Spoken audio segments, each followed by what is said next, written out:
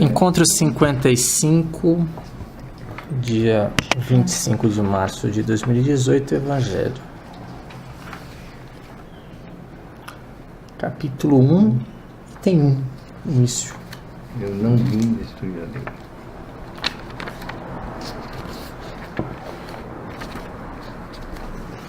Vamos falar de Moisés e de Jesus, certo? Falar de Moisés e de Jesus.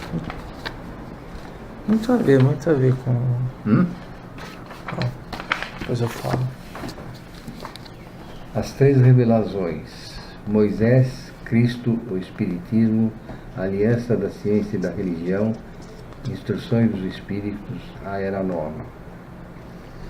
Não penseis que vim destruir a lei ou os profetas. Eu não vim destruí-los, mas dar-lhes cumprimento. Porque eu vos digo, em verdade, que o céu e a terra não passarão antes que tudo o que está na lei não seja cumprido perfeitamente. Até um único J e um só ponto. Mateus, capítulo 5, versículos 17 e 18. Moisés. Há duas partes distintas na lei mosaica. A lei de Deus, promulgada sobre o Monte Sinai, e a lei civil disciplinar estabelecida por Moisés. Uma é invariável, a outra é apropriada aos costumes e ao caráter do povo, se modifica com o tempo. A lei de Deus está formulada nos 10 mandamentos seguintes. Eu sou o Senhor vosso Deus, que vos tirei do Egito, da casa da servidão. Não tereis outros deuses estrangeiros diante de mim. Não fareis imagem talhada, nem nenhuma figura de tudo que está no alto do céu e embaixo na terra, nem de tudo o que está nas águas ou sob a terra. Não os adorareis, nem lhes rendereis culto soberano. 2. Não tomeis em vão o nome do Senhor vosso Deus. 3. Lembrai-vos de santificar o dia de sábado. 4. Honrai vosso pai e vossa mãe, a fim de viverdes longo tempo na terra, e que o Senhor vosso Deus vos dará. Não matareis. 5. 6. Não cometereis o adultério. 7. Não furtareis. 8. Não prestareis falso testemunho contra o vosso próximo. 9. Não desejareis a mulher do vosso próximo. E 10. Não desejareis a casa do vosso próximo, nem o servidor, nem sua serva, nem seu boi, nem seu asno, nem nenhuma de todas as coisas que lhe pertencem. Esta é a lei de todos os tempos e de todos os países, e tem por isso mesmo um caráter divino. Todas as outras são leis estabelecidas por Moisés, obrigado a manter pelo temor um povo naturalmente turbulento, indisciplinado, no qual tinha que combater os abusos enraizados e os preconceitos auridos da servidão do Egito. Para dar autoridade às suas leis, ele deveu atribuir-lhes origem divina, assim como dizem todos os legisladores dos povos primitivos. A autoridade do homem deveria se apoiar sobre a autoridade de Deus. Mas só a ideia de um Deus terrível poderia impressionar homens ignorantes, nos quais o senso da moral e o sentimento de uma delicada justiça eram ainda pouco desenvolvidos.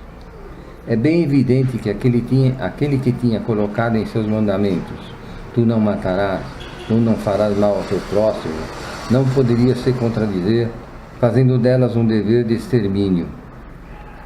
As leis mosaicas, propriamente ditas, tinham, pois, um caráter essencialmente transitório. Cristo. Jesus não veio destruir a lei, quer dizer, a lei de Deus. Ele veio cumpri-la, quer dizer, desenvolvê-la, dar-lhe seu verdadeiro sentido e apropriá-la ao grau de adiantamento dos homens. Por isso se encontra nessa lei o princípio dos deveres para com Deus e para com o próximo, que constitui a base da sua doutrina. Quanto às leis de Moisés propriamente ditas, ao contrário, ele as modificou profundamente, seja no fundo, seja na forma, combateu constantemente os abusos das práticas exteriores e as falsas interpretações, e não poderia fazê-las sofrer uma reforma mais radical do que as reduzindo a essas palavras: amar a Deus sobre todas as coisas e o próximo como a si mesmo, e dizendo: está aí toda a lei e os profetas. Com estas palavras, o céu e a terra não passarão antes que tudo seja cumprido até um único jota. Deus quis dizer que seria preciso que a lei de Deus recebesse seu cumprimento, quer dizer, fosse praticada sobre toda a terra, em toda a sua pureza, com todos os seus desenvolvimentos e consequências. Porque de que serviria ter estabelecido esta lei, se ela devesse permanecer privilégio de alguns homens, ou mesmo de um único povo? Todos os homens, sendo filhos de Deus, são sem distinção o objeto da mesma solicitude. Acho que pode parar por aí, né? Bem, Você quer para Quatro acabar pequeno. pelo menos o O 4, o Cristo. Cristo até o fim do 4, bem. Aqui. mas o papel de Jesus não foi simplesmente o de um legislador moralista. Sem outra autoridade que a da sua palavra, ele veio cumprir as profecias que haviam anunciado sua vinda. Sua autoridade decorria da natureza excepcional de seu espírito e de sua missão divina. Veio ensinar aos homens que a verdadeira vida não está sobre a terra, mas no reino dos céus. Ensinar-lhes o caminho que para lá conduz os meios de que se reconciliar com Deus e os prevenir sobre a marcha das coisas futuras para cumprimento dos destinos humanos. Entretanto, não disse tudo, e sobre muitos pontos se limitou a depositar o germe de verdades que ele próprio declara não poderem ser ainda compreendidas. Falou de tudo, mas em termos mais ou menos explícitos. Para compreender o sentido oculto de certas palavras, seria preciso que todas as ideias e novos conhecimentos viessem dar-lhes a chave, e essas ideias não poderiam vir antes de um certo grau de maturidade do espírito humano.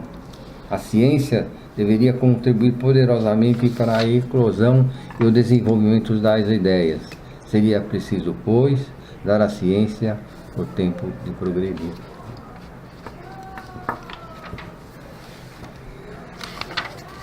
Mas então, voltamos àquela história que todos esperavam que Deus viesse na Terra para ser um guerreiro e libertar a Judéia e Judéia do domínio e do jugo romano.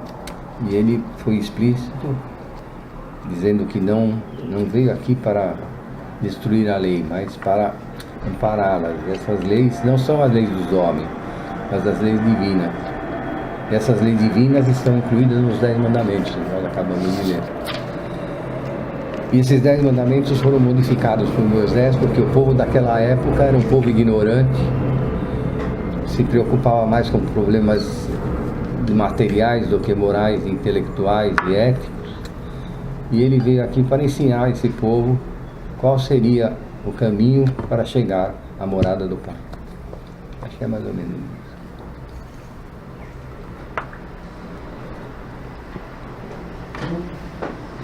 É a evolução, né, das mensagens, do conhecimento. E essa evolução do conhecimento tem um tempo certo, né? Os homens têm que aproveitar essa mensagem. Então, em cada momento, a mensagem veio com mais ou menos detalhes, ou focando mais uma coisa ou outra. No primeiro momento com Moisés, mas as regras diretas, explícitas do que é certo, o que é errado, para organizar a sociedade, né? Num segundo momento, Jesus Cristo com a mensagem de amor, não negando a mensagem anterior, mas que tudo tem que ser feito naquelas regras, mas sempre com amor. Se você tiver amor a Deus, a si e ao outro, as outras regras ficam muito fáceis. Você não vai querer roubar, não vai querer desejar o mal ao outro, etc. E a terceira revelação, que a gente acabou não lendo, do Espiritismo, né? Que é o Cristo Consolador, né? E provavelmente eu imagino que existirá uma quarta revelação, uma quinta revelação, né? Que a gente vai evoluindo. A gente fala que eles eram ignorantes e só conseguiu entender aquilo. Hoje a gente ainda é ignorante, tá tentando entender isso e de repente, né, muito provavelmente tem mais coisa ainda pra gente aprender.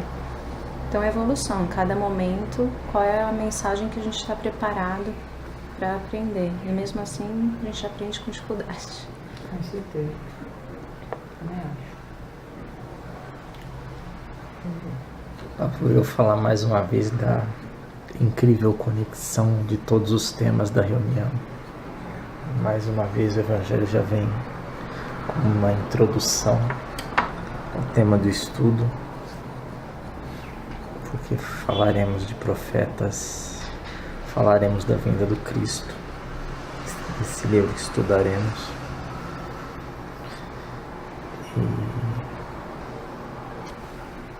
E é interessante que hoje nós vamos falar muito mais dos profetas e da preparação, né? Da segunda revelação. Então, bem interessante ter apontado as duas revelações no Evangelho, nesse início do capítulo 1, que fala de Moisés, da lei do Antigo Testamento, que tinha os 10 mandamentos e tinha uma série de código de leis, de leis de relações humanas.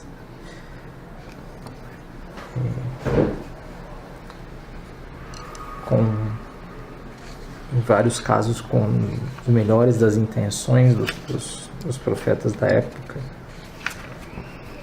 em outros casos nem tanto, coisas mais primitivas que a partir do Novo Testamento, que a partir da vinda de Jesus eram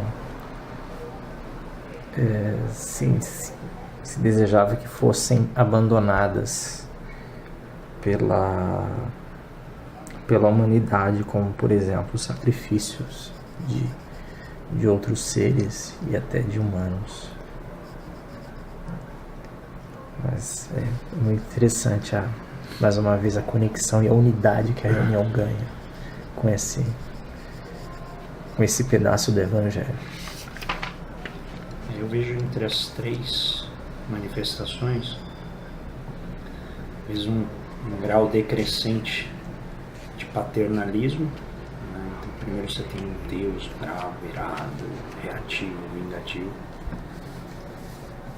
Aí em seguida esse Deus dá espaço à palavra amor.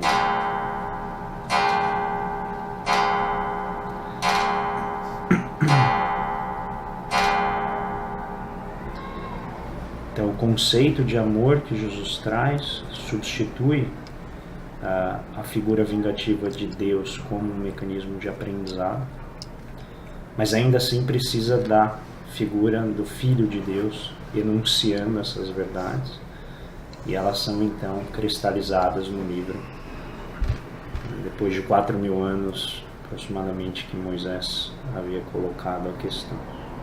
2.000 anos depois de Jesus, a gente recebe a outra. Então imagina que a taxa, né, de revelações está ficando cada vez mais rápida. 4.000 para 2.000, sabe, daqui 1.000 anos a gente recebe a outra, 900 anos. E aí quando chega o Espiritismo, o conceito de amor, ele é então enriquecido com a ideia que dependia, como ele próprio fala ao final, né, do progresso da ciência, de ação e reação.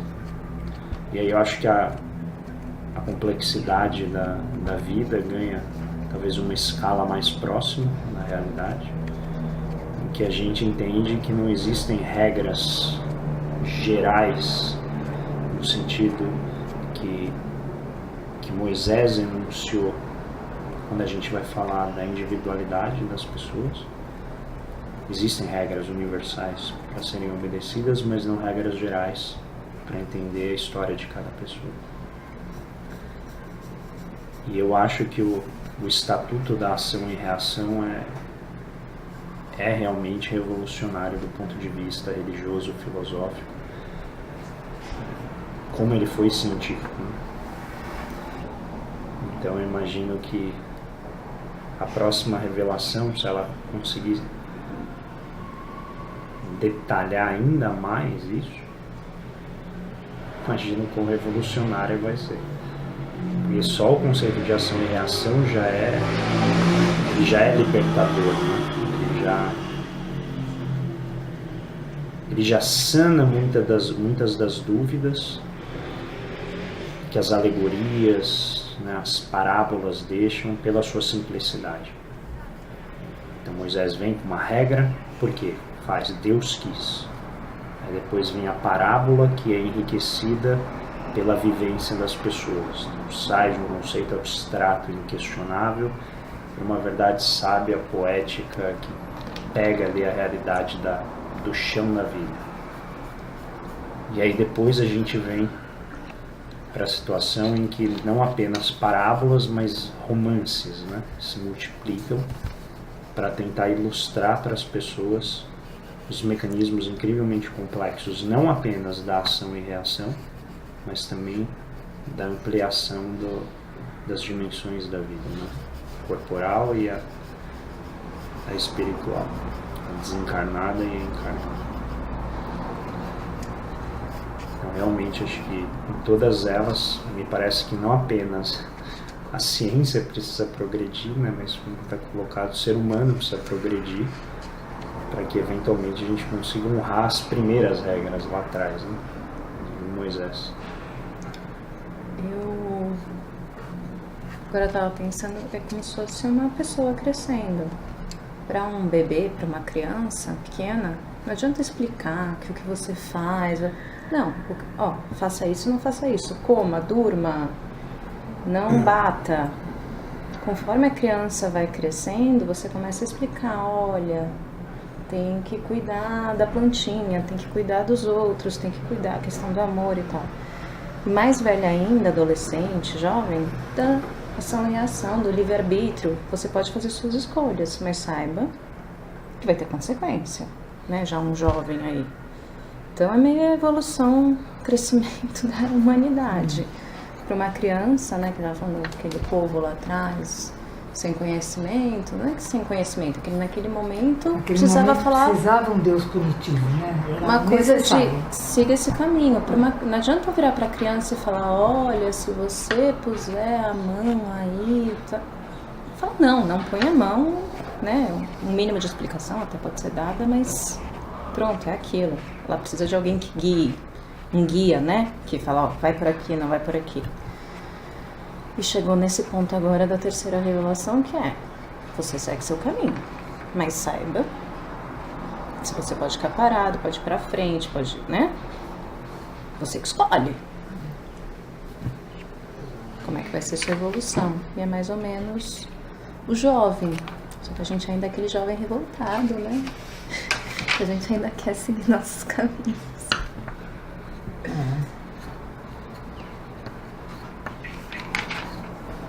Tá bom? Sim.